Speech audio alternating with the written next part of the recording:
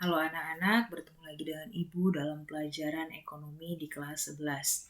Adapun pertemuan kita hari ini melanjutkan materi minggu lalu, masih di bab 1 pendapatan nasional. Adapun indikator pembelajaran kita hari ini judulnya adalah konsep yang berkaitan dengan pendapatan nasional. Apa yang mau dibahas atau apa yang harus kamu kuasai nanti di indikator pembelajaran hari ini, yaitu minggu lalu kita sudah membahas apa itu pendapatan nasional, apa manfaatnya, dan bagaimana menghitungnya.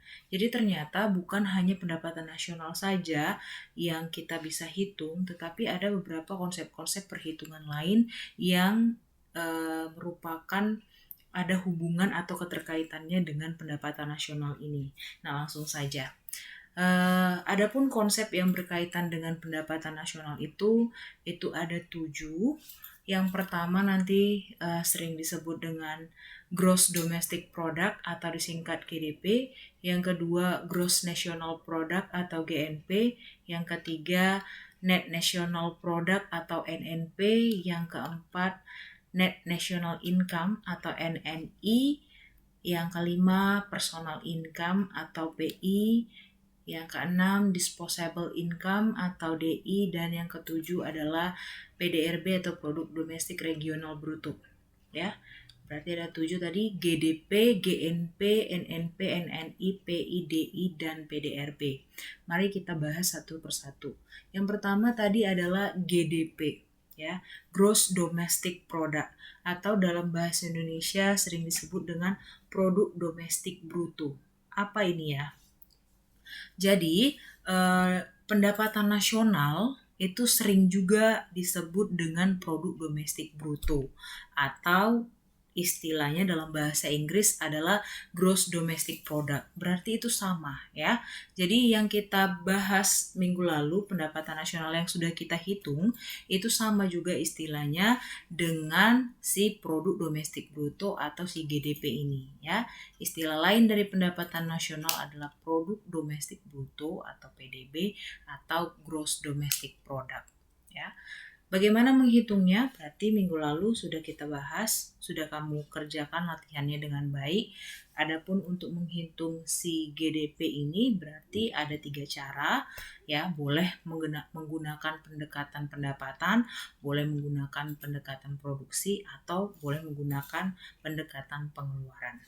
Selanjutnya, selain tadi ada si GDP, Gross Domestic Product, ternyata dalam pendapatan nasional ada lagi yang disebut dengan Gross National Product. Yang tadi domestik, nah sekarang nasional. Apa bedanya domestik dan nasional? Domestik berarti masih memperhitungkan produk-produk yang dihasilkan di dalam negeri, tapi bukan orang Indonesia punya semua gitu ya. Lain dengan si gross national product atau si GNP ini. Nah, kalau gross national product atau produk nasional bruto itu adalah total jumlah nilai produk yang dihasilkan oleh penduduk di suatu negara, baik penduduk yang berada di negara tersebut maupun penduduk yang sedang berada di luar negeri selama 1 tahun. Ini Miss buat gambaran ada 3 orang artis ya. Ada Christian Bautista, ada salah satu personil dari JKT48, sama Agnes Mo ya. Christian Bautista dan personel JKT48 yang sekarang juga sudah tenar di Indonesia ini merupakan warga negara asing, tetapi mereka bekerja di Indonesia. Dan sebaliknya sekarang, Agnes Mo adalah warga negara Indonesia tapi bekerja di luar negeri. Nah, kalau kita menghitung gross national product ini, berarti kita harus mencari dulu pendapatan itu terhadap luar negeri. Apa itu pendapatan itu terhadap luar negeri, Miss? Jadi yang boleh masuk ke dalam gross national product atau si GNP ini adalah penghasilan warga negara Indonesia aja. Nggak boleh warga negara asing walaupun dia bekerja di Indonesia. Jadi nanti rumus untuk menghitungnya adalah Gross National Product sama dengan GDP atau pendapatan nasional yang sudah kita hitung sebelumnya ditambah pendapatan neto terhadap luar negeri. Apa tadi pendapatan neto terhadap luar negeri itu? Yaitu pendapatan warga negara Indonesia di luar negeri. Seperti semua tadi, berarti kita hitung sebagai GNP di Indonesia dan dikurang pendapatan WNA atau warga negara asing yang bekerja di dalam negeri, gitu ya. Jadi ini rumus untuk menghitung produk nasional bruto ini. Itu tadi bedanya si produk nasional bruto sama produk domestik bruto. Produk domestik bruto berarti masih tergabung di dalamnya pendapatan-pendapatan yang juga WNA di dalam negeri. Tapi kalau Gross National Product ini atau GNP ini berarti benar-benar yang dihasilkan oleh warga negara Indonesia, baik di dalam negeri maupun di luar negeri. Tapi kalau dia bukan warga negara Indonesia, berarti nanti si GNP-nya itu dihitung di negara sebenarnya, negara asalnya gitu ya. Selanjutnya produk nasional neto atau Net National Product atau sering disebut dengan NNP. Jadi kalau mau mencari si NNP ini rumusnya adalah GNP atau Gross National Product sebelumnya yang sudah kita cari dikurang penyusutan ditambah barang pengganti modal, di mana sering sekali juga di soal-soal bukan penyusutan disebutkan nanti ya, depresiasi. Jadi depresiasi ini nama lain dari penyusutan. Jadi Miss ulang, rumus NNP ini sama dengan GNP dikurang penyusutan tambah barang pengganti modal. Nah, konsep selanjutnya ada pendapatan nasional neto atau Net National Income. Beda ya, tadi Net National Product, di sini Net National Income atau NNI. NNI ini rumusnya berarti adalah NNP yang sebelumnya tadi dikurang pajak tidak langsung ditambah subsidi. Selanjutnya ada pendapatan perorangan atau personal income yang sering disingkat dengan PI. Jadi personal income ini atau pendapatan perorangan ini apa? Jumlah seluruh penerimaan yang benar-benar sampai di tangan masyarakat. Jadi ada beberapa penerimaan itu yang kadang-kadang masih harus dikurangin hal-hal yang lain, memang baru kita dapat berapa personal income atau penerimaan yang benar-benar sampai di tangan masyarakat. Jadi si rumus PI ini nanti adalah NNI ditambah transfer payment dikurang laba ditahan tambah iuran asuransi tambah iuran jaminan sosial ditambah pajak perseroan. Maaf ya, tadi Miss belum sebutkan dalam kurungnya. Nanti kalau kita buat jadinya ditambah seolah-olah ini jadinya tambah, tapi ini ada di dalam kurungnya. Berarti PI sama dengan NNI ditambah transfer payment dikurang dalam kurung laba ditahan, iuran asuransi, iuran jaminan sosial, dan pajak perseroan. Selanjutnya ada pendapatan disposable atau pendapatan setelah pajak namanya ya. Pendapatan setelah pajak ini dalam bahasa Inggris adalah disposable income atau DI. DI ini berarti setelah kita dapat personal income itu dikurangi pajak penghasilan. Kalau nanti di soal tidak ada pajak penghasilan boleh juga digunakan pajak langsung. Rumusnya berarti DI sama dengan PI dikurang pajak penghasilan atau pajak langsung. Yang terakhir yaitu ada produk domestik regional bruto atau sering disebut PDRB. Produk domestik regional bruto ya.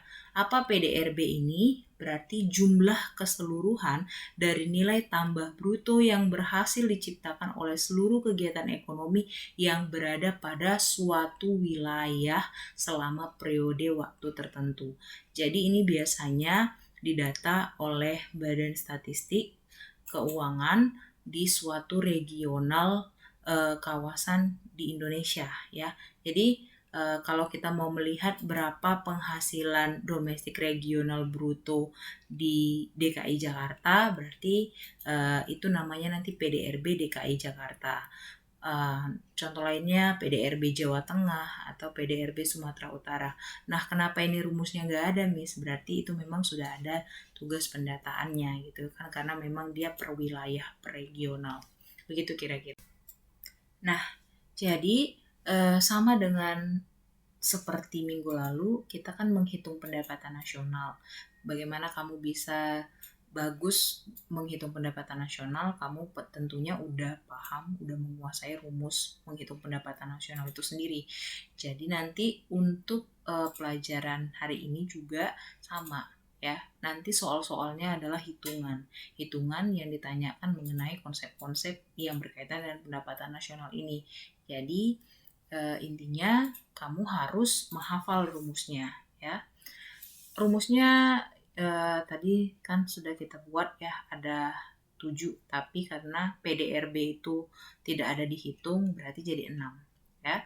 Dimulai dari si GDP, GNP, NNP, NNI, PI, dan DI. Kalau Miss ya, supaya tetap ingat selamanya, Miss sering menyingkatnya dengan sebutan gara-gara nenek-nenek please deh ya. Gara-gara nenek-nenek please deh, itu urutannya. Hati-hati untuk perhitungan pendapatan nasional ini kan gampang ya, tinggal menambah, mengurang apa yang diketahui, dan kalau kita udah hafal rumusnya, tinggal masuk-masukkan substitusi angka nilainya gitu ya. Cuman karena dia sangat berhubungan, misalnya nanti ditanya DI ya, tapi mulai dari si NNP-nya yang diketahui. Tapi kalau NNP kita sudah salah nilainya, berarti kan sampai DI nanti ada masalah gitu ya. Jadi harus hati-hati. Tadi Miss bilang untuk menghafalnya dengan baik, Miss sering sebut gara-gara nenek-nenek please deh ya. Jadi si GDP duluan, Gross Domestic Product, lalu si Gross National Product ya. GDP, GNP, NNP, NNI, PI, dan DI. Untuk menghafal bantuan rumusnya juga, nanti untuk menghitung si GNP berarti kita harus dapat dulu si GDP ya. Untuk menghitung NNP harus dapat dulu si GNP. Untuk menghitung NNI berarti kita harus dapat dulu si NNP. Untuk mendapatkan PI berarti kita harus dapat dulu si NNI, dan kalau mau menghitung DI harus mendapatkan dulu PI. Sementara kalau rumus-rumus atau icon-icon yang lain itu memang harus kamu hafal. Cuman susunannya ini memudahkan kalau dari Miss ya. Tergantung cara kita bagaimana untuk menguasai rumus-rumus ini. Gitu. Baik, si GDP tadi rumusnya Miss tekankan sama seperti minggu lalu, karena dia sama dengan pendapatan nasional, si Gross Domestic Product ini berarti menggunakan 3 metode yang masing-masing sudah kita praktekkan. Sementara GNP itu ada 2 rumusnya, GDP ditambah pendapatan neto terhadap luar negeri, atau kalau tidak dikasih tahu nanti pendapatan neto terhadap luar negeri ini berarti dijabarkan siapa itu pendapatan neto terhadap luar negeri kan sama dengan pendapatan WNI di luar negeri itu kita jumlahkan, tetapi kalau pendapatan WNA di dalam negeri itu kita kurangkan ya.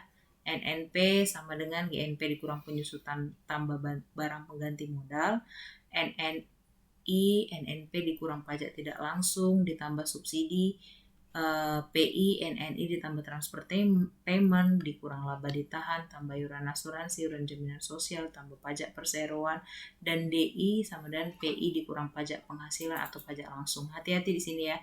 Ini ada pajak langsung, di sini ada pajak tidak langsung. Jadi kamu harus menghafal dan menguasai rumusnya supaya gampang kalau ketemu soal-soal hitungan konsep-konsep yang berkaitan dengan pendapatan nasional ini. Contoh sederhananya yang bisa Miss berikan adalah seperti ini.